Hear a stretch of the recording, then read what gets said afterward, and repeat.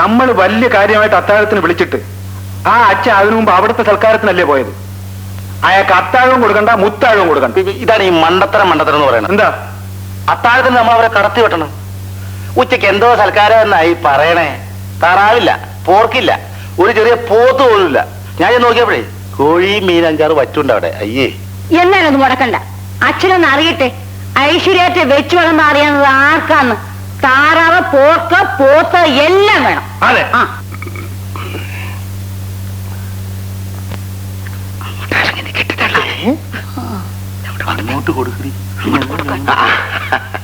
വേണ്ട. ഈ മുറുക്കുക, പൊടിവലിക്കുക, പുകവലിക്കുക തുടങ്ങിയ യാതൊരുവിധ ദുശീലങ്ങളും കർത്താവിന്റെ സഹായത്താൽ അച്ഛൻ ശീലിച്ചിട്ടില്ല. പിന്നെ താൻ മുകളിൽ എന്തോ വായിച്ചുകൊണ്ടിരിക്കുകയാണെന്ന് ഇവിടെ പറഞ്ഞു. നോക്കട്ടെ, എന്താണ്? ഇതൊരു നല്ല പുസ്തകമാണല്ലോ.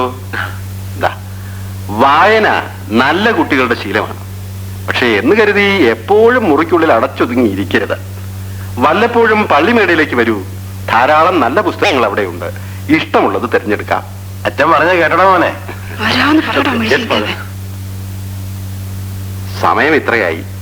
പള്ളിയിൽ പോയേച്ച് നീ അത്താഴത്തിന് അയ്യപ്പൻ പിള്ളയുടെ അവിടേക്ക് മടങ്ങി വരിക എന്ന് പറഞ്ഞ ബുദ്ധിമുട്ടാ, വലിയ ബുദ്ധിമുട്ടാ. വെറുതെ ഒരു അനാവശ്യ യാത്രയും. അത് വളരെ ശരിയാണച്ചോ. പള്ളിയിൽ എന്തെങ്കിലും അത്യാവശ്യമുണ്ടെങ്കിൽ കൊച്ചച്ഛൻ നോക്കിക്കൊള്ളും. മിടുക്കനാ. ഊണ് കഴിഞ്ഞാൽ അച്ഛൻ അല്പം കിടക്കണം. ആരോഗ്യത്തിന് അത് അത്യാവശ്യമാ. അസൗകര്യമൊന്നുമില്ലല്ലോ. ഉറങ്ങി എഴുന്നേൽക്കുമ്പോഴേക്കും അയ്യപ്പൻ പിള്ളയുടെ അത്താഴത്തിന് സമയവുമാവും. വരും വരും. അല്ല ചോ, സാറ് ചോദിക്കുകയായിരുന്നു, അപ്പുറത്ത് പോയി ശരിക്ക് വേവാത്ത വല്ലതും കഴിച്ചേ? വല്ല വിളിച്ചുകേട്ടലോ ദഹനക്കേടോ ഉണ്ടെങ്കിൽ മരുന്ന് ലേശം. അതെ, മരുന്നോ? ഓർമ്മ വെച്ചത് പിന്നെ ഒരു അസുഖം വന്ന ഓർമ്മ അച്ഛനില്ല. ഇങ്ങനെ ഇരിക്കുന്നു എന്ന് കരുതണ്ട. നല്ല ഒന്നാന്തരം ആരോഗ്യമാ. ഒരു മരുന്നിന്റെയും രുചി നോക്കേണ്ട ആവശ്യം അച്ഛൻ ഇതുവരെ വന്നിട്ടില്ല. പച്ചിരുമ്പ് കഴിച്ചാൽ അതുവരെ ദഹിക്കും. എന്താ കാര്യം? അന്നത്തെ അച്ഛൻ എപ്പോഴും ബഹുമാനിക്കും. അതാ. അയ്യോ, മരുന്നെന്ന് പറഞ്ഞ അതല്ല, ലേശം. അതോ? കഴിക്കില്ലേ എന്ന് ചോദിച്ചാ ഒരല്പം കഴിക്കും. പക്ഷെ പരസ്യമായിട്ടല്ല, പള്ളിവേളയിൽ വെച്ച് രഹസ്യമായി ഒരല്പം. അല്ല, ഇവിടിപ്പോ വിശേഷിച്ചാരും ഇല്ലല്ലോ. അത് വേണ്ട അയ്യപ്പൻ പിള്ളേ. തിരിച്ചു ചെല്ലുമ്പോ കൊച്ചച്ഛന് മണം തോന്നണ്ട. ഇനി ഒരിക്കലാകാം. അച്ചോ, എന്നാൽ ഇനി വൈകിക്കണ്ട. വരും. അച്ഛനാളൊരു വലിയ മനുഷ്യനല്ലേ കരയച്ച? അത് പിന്നെ പറയാനുണ്ടോ? എന്താ സംസാരം? ആ മുഖത്ത് നോക്കിയാൽ തന്നെ എന്തോ ഒരു ഐശ്വര്യവാ. അദ്ദേഹം ഈ ക്രിസ്ത്യാനികളുടെ അച്ഛനാവേണ്ട ആളേ അല്ല, നമ്മുടെ ഒരു സ്വാമിയാരാവേണ്ടതായിരുന്നു. ഒരുപാട് സിദ്ധികളൊക്കെ ഉണ്ടെന്നാ കേൾവി. ജാതി മതമൊന്നും നോക്കാതെ എത്ര സ്നേഹമായിട്ടാ പെരുമാറുന്നത്. തേങ്ങാക്കൊല. നിങ്ങൾക്കൊന്നും ഒരാളെ കണ്ട കള്ളി മനസ്സിലാവില്ല. അയാളോട് ഒന്ന് കയറിയപ്പോഴേ ഞാൻ ശ്രദ്ധിക്കുന്നതാ. അയാളെ കള്ള നോട്ടും വാചുകടി. നീ അതേ പറയത്തുള്ളൂ. നിന്റെ മുഖത്ത് നോക്കിയാൽ സത്യം പറഞ്ഞില്ലേ? എന്ത് സത്യം? അയാളുടെ വർത്തമാനത്തിന് എന്റെ സ്വഭാവം അനുസരിച്ച് മുഖത്ത് വയ്ക്കാൻ ചുട്ട മറുപടി കൊടുക്കേണ്ടതാ. പിന്നെ എന്ത് പറ്റി? നാളെ ഇറങ്ങിപ്പോയോ? ഞാൻ പിന്നെ അളിയനെ ഓർത്തിട്ടല്ലേ. അളിയനെ ഓർക്കുന്നൊരു പുന്നാര അളിയൻ. നീ ഇന്ന് ചലക്കാതെ ഇറങ്ങി പോടൂ. അപ്പോ ഞാനിവിടെ എത്തിക്കഴിഞ്ഞാൽ അളിയന്റെ കൂടി അഭിപ്രായം അല്ലേ എന്ന് എനിക്ക് പറയേണ്ടി വന്നില്ല. അതിന് അച്ഛൻ നിന്റെ മുഖത്ത് നോക്കി പറഞ്ഞില്ലേ? അതുകൊണ്ടല്ലേ അച്ഛനോട് എനിക്ക് സ്നേഹം. പക്ഷേ അളിയൻ എന്റെ മുഖത്ത് നോക്കി ഇത് പറയാൻ പാടില്ലായിരുന്നു. മറ്റെന്തു ഞാൻ സഹിക്കും. പക്ഷേ ഈ അവമാനം. ഒരു കാര്യം ചെയ്യ്. എന്തോ?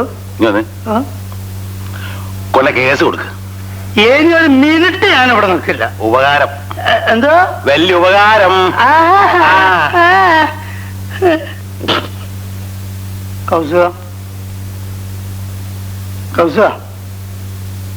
ഞാൻ പോവുകയാണ്. പോകുന്ന സമയത്ത് എന്നെ പിറകുന്ന് വിളിക്കരുത്.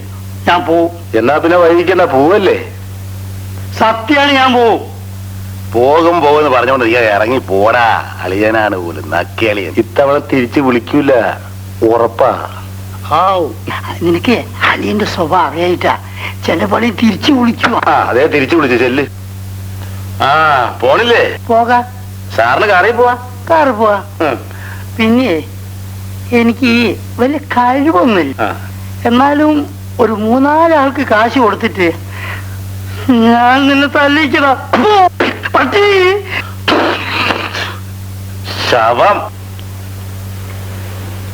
മുഖം കണ്ടിട്ട് അച്ഛനോട് എന്തോ പറയാൻ ഉദ്ദേശിക്കുന്നത് പോലെ ഉണ്ടല്ലോ. ഉണ്ടച്ചു. എന്താണ്? എങ്ങനെയാ പറയുക എന്ന് എനിക്കറിയില്ല അച്ചു. അതല്ലേ ആദ്യം അറിയേണ്ടത്. എനിക്ക് ഒരേ ഒരു മോളാ ഉള്ളത്.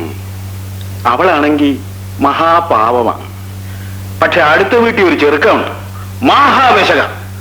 കണ്ണു കാണിച്ചും കൈ കാണിച്ചും എനിക്ക് അച്ഛനോട് പറയാൻ നാണമാവും. അവളുടെ മനസ്സിൽ ഇപ്പൊ ഒരു ഇളക്കം.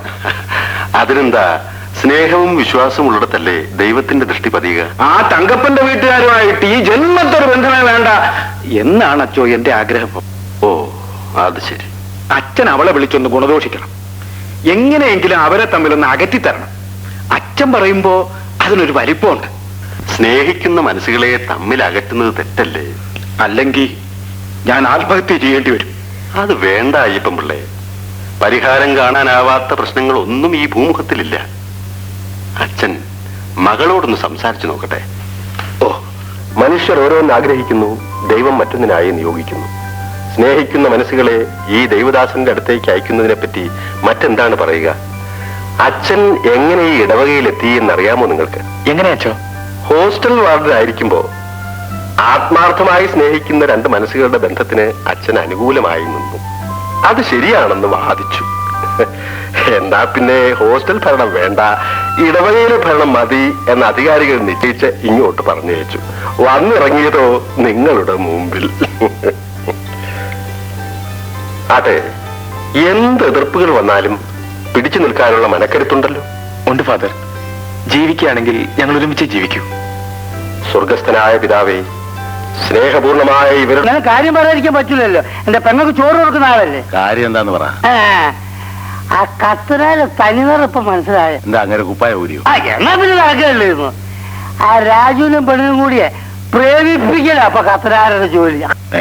ആ ഇന്നലെ പള്ളിമേടയിൽ വെച്ച് അവരമ്മ കണ്ടു. ഒത്താശ ചെയ്തു കൊടുത്ത ആരാ? കത്തനാര്. നേരത്തെ പറഞ്ഞില്ലേ വലിയ സാമ്യാരായിട്ട് ജനിക്കുന്ന ആളാണെന്ന്. ആ പാർട്ടി എന്ന് നിന്നോടാര് പറഞ്ഞു? കണ്ട ആളാ പറഞ്ഞേ. കപ്പിയാര് ഇപ്പൊ ഷാപ്പിൽ വെച്ചിട്ട് കേട്ടപ്പേ എന്റെ സർവാണ്ണം പറിച്ചുപോയി.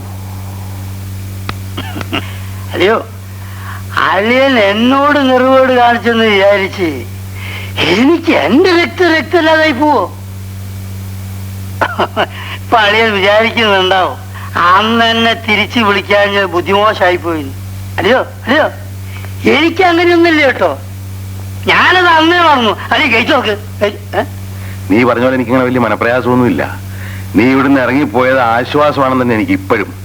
ദൈവത്തെ ഓർത്ത് തിരിച്ചു വന്നെന്നെ ഉപദ്രവിക്കരുതേ അളിയ.